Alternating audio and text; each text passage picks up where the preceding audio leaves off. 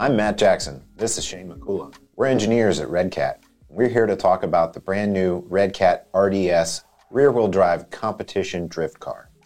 Since this is made for competition, it's specifically designed for the surfaces that you will find on many RC drift tracks, such as carpet, P-tile, or polished concrete. It's possible to run it on other relatively smooth surfaces, such as a concrete driveway or a basketball court, but you're going to have increased tire wear and the performance won't be as good as it is on polished concrete. Everything on the car is adjustable to the user preferences, including camber, caster, toe, Ackerman, and center of gravity. We'll go over how these affect the car in a future video.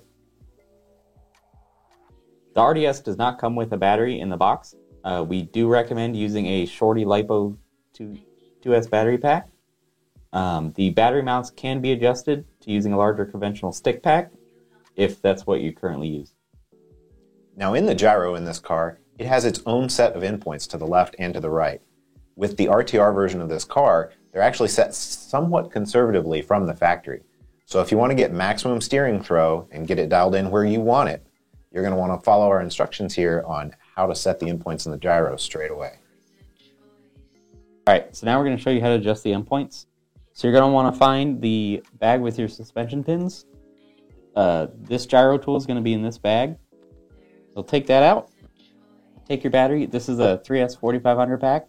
It's a regular stick pack. It'll fit the stock configuration. 2S is more common in these, but I want to show you can do it. So plug that in.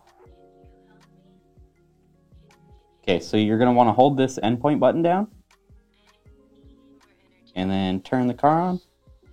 Wait for it to flash.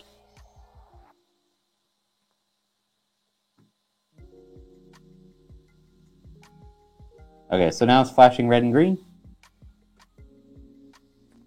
You're going to want to take your steering, go all the way left, and turn your endpoint up until this fake caliper touches the lower arm. You're going to want to hold it to the left, click the endpoint button down, and then go to the right, make sure it's not over traveling, hitting the lower arm, and you're going to want to click endpoint button again, and let go, and you're good to go. We're excited to share our love of drifting with you, and we hope you'll follow along with the videos in this series as you progress through your journey of learning the ins and outs of rear-wheel drive drifting. Thank you for watching, and we'll see you in the next one, where we'll go over the basics of setting up the car.